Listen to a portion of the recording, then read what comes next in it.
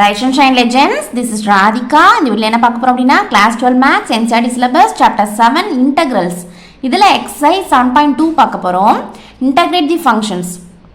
Sum number 32. 1 by 1 plus cot x. Okay, ஒரு function கொடுத்துருக்காங்க, integrate பண்ண சொல்கிறாங்க. ஸோ இந்த ஃபங்க்ஷனில் வேரியபிள் எக்ஸ் இருக்குது. So with respect to X தான் நம்ம இதை இன்டகிரேட் பண்ண போகிறோம். ஃபஸ்ட்டு ஸ்டெப் என்ன பண்ணணும்?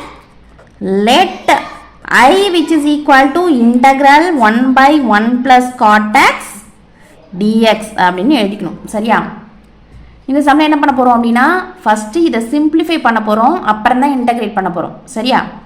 இங்கே பாருங்கள், cot x தான் நம்ம எப்படி எழுதுவோம்? cos x by sin xன்னு எழுதுவோம் இல்லையா? அது மாதிரி ஃபஸ்ட்டு எழுதிக்க போகிறோம்.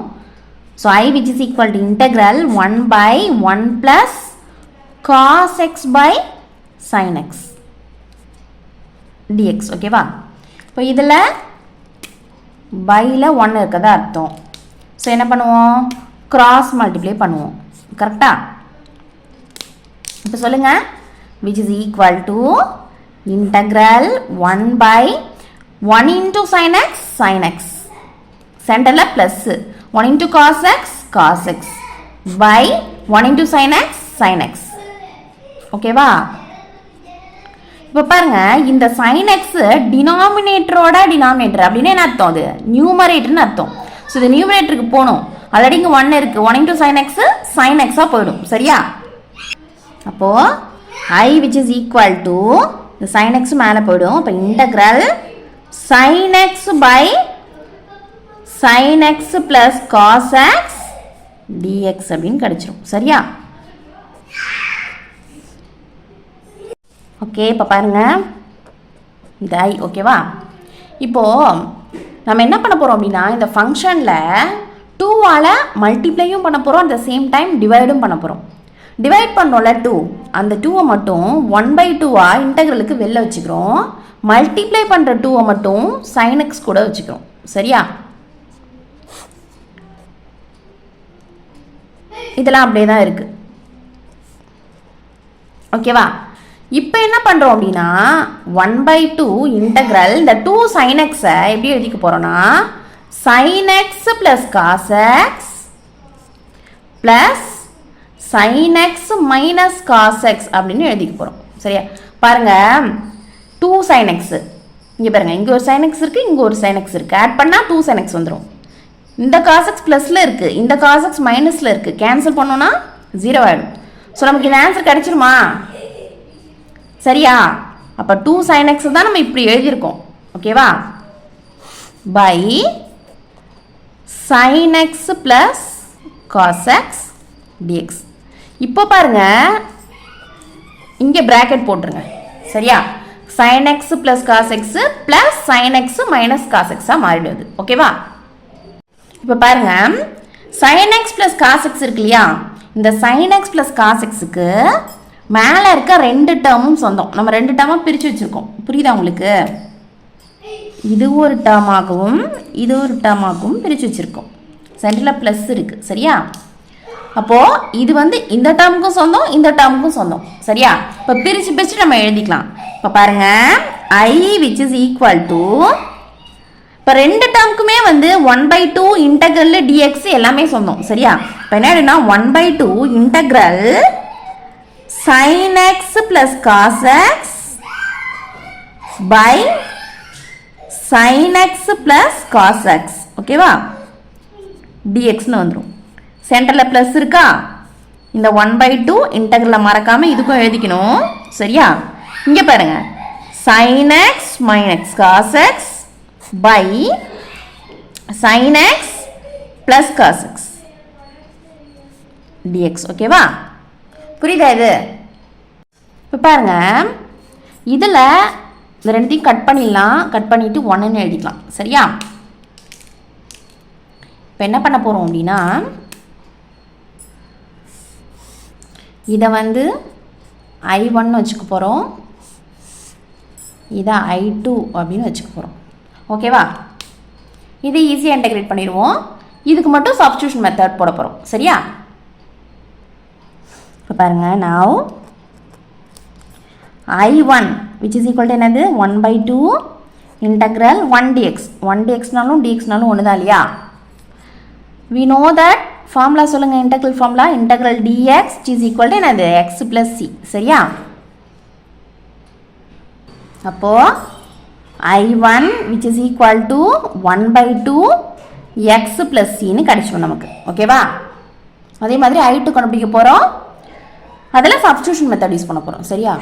சப்ஸ்டியூஷன் மெத்தட்னா நீங்கள் வந்து அல்ஜிப்ரா சம்ஸ்க்கு போயிடாதீங்க. சரியா? இதில் என்ன பண்ண போகிறோம் அப்படின்னா இந்த sin x plus cos x இருக்கு இல்லையா, இதுக்கு பதிலாக t அப்படின்னு சொல்லிட்டு சப்ஸ்டியூட் பண்ணி இன்டகிரேட் பண்ண போகிறோம். சரியா?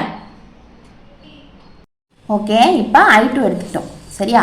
இப்போ இதில் என்ன பண்ண போகிறோம், put t which is equal to sin x plus cos xன்னு எடுத்துக்கிறோம். சரியா?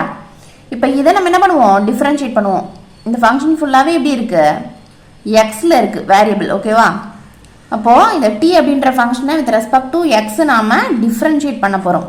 இப்போ dt by dxன்னு எழுதிப்போமா, which is equal to formula சொல்லுங்கள். we know that d by dx of sin x which is equal to cos x and d by dx of cos x which is equal to minus sin x. கரெக்டா? இப்போ சொல்லுங்கள், sin x differentiate பண்ணால் cos x, cos x differentiate பண்ணால் minus sin x. கரெக்டா? நமக்கு dt தான் வேணும். இப்போ dt which is equal to cos x minus sin x into dx. ஓகேவா? ஓகே, இங்கே பாருங்கள், sin x minus cos xன்னு இருக்குது நியூமரேட்டரில். நமக்கு என்ன கிடச்சிருக்கு, cos x minus sin x dxன்னு கிடச்சிருக்கு dtக்கு பதிலாக. இப்போ என்ன பண்ண போகிறோம் அப்படின்னா இதிலிருந்து மைனஸை காமனாக வெளில எடுத்துட்டேன் அப்படின்னா sin x என்ன ஆகிடும், பாசிட்டிவ் ஆகிடும், cos x நெகட்டிவ் ஆகிடும். கரெக்டா? இந்த மைனஸை இந்த சைடில் அனுப்பிச்சிட்டோன்னா minus dt which is equal to sin x minus cos x dxன்னு கிடச்சிரும். ஓகேவா? புரியுதா இது? இப்போ சப்ஸ்டியூட் பண்ணுங்க I2ல. sin x minus cos x dxக்கு பதிலாக மைனஸ் dt போட போகிறோம். சரியா? sin x plus cos xக்கு பதிலாக என்ன போட போகிறோம், tன்னு போட போகிறோம். ஓகேவா? இப்போ சப்ஸ்டியூட் பண்ணுங்க. என்ன வரும், I2 which is equal to, இங்கே பாருங்கள், மைனஸ் டிடின்னு போட போகிறோம் இதுக்கு பதிலாக. அப்போ அந்த மைனஸை வெளியில் எடுத்துடலாம். ஆல்ரெடி இங்கே 1/2 இருக்குது. ஸோ மைனஸ் 1/2ன்னு வந்துடும். இன்டகிரல் dt பை இதுக்கு பதிலாக என்ன போடுறோம், t போடுறோம். ஓகேவா? புரியுதா இது? அதாவது மைனஸ் 1/2 இன்டகிரல் 1/t dt. ஓகேவா? இப்போ சொல்லுங்கள் இன்டகிரல் ஃபார்முலா. இது எந்த ஃபார்மில் இருக்குது, இன்டகிரல் 1/x dx அப்படின்னு இருக்குது. ஸோ இது எப்படி எழுதலாம், log mod x plus cன்னு எழுதலாம். கரெக்டா? இப்போ which is equal to minus 1/2 log mod t plus cன்னு கிடைக்கும். சரியா? இந்த I2 அப்படின்றதுனால C2 அப்படின்னு எழுதிக்கும். அதே மாதிரி இதை C1 எழுதிக்கலாம். I1க்கு C1 அப்படின்றது இன்டகிரேஷன் கான்ஸ்டன்ட். ஓகேவா? ஓகே, இப்போ I which is equal to I1 plus I2. ஓகேவா? I1 என்னது, என்ன கண்டுபிடிச்சோம், 1/2 x plus cன்னு கண்டுபிடிச்சோம் இல்லையா. So x plus C1. I2 என்ன கண்டுபிடிச்சிருக்கோம், மைனஸில் இருக்குது, மைனஸ் 1/2 லாக், இங்கே டீக்கு நம்ம வேல்யூவே சப்ஸ்டியூட் பண்ணல இல்லையா. டீயோட வேல்யூ என்னது, sin x plus cos x. கரெக்டா?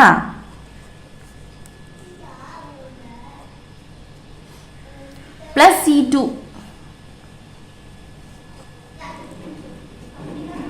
ஓகேவா? அப்போ therefore I which is equal to 1/2x, இங்கே பாருங்க C1 plus C2 இது ரெண்டும் சேர்ந்து Cன்னு கிடச்சிடும் நமக்கு.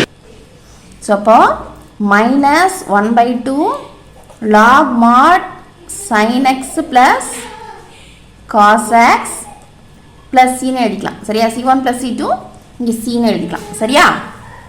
இந்த சம் புரிஞ்சா கிளியரா? இது ரொம்ப ரொம்ப இம்பார்ட்டன்ட் சம்பா. இதே மாதிரி ஒரு சம் வந்து எக்ஸாம்பிள்ல இருக்கு. சரியா? நீங்க ட்ரை பண்ணி பாருங்க அதை.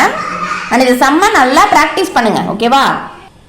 இந்த சம் உங்களுக்கு கிளியரா புரிஞ்சுது அப்படின்னா லைக் பண்ணுங்க, ஷேர் பண்ணுங்க. டவுட்ஸ் இருந்தால் கமெண்ட் பண்ணுங்க. மறக்காம சேனலை சப்ஸ்கிரைப் பண்ணிக்கோங்க. சரியா?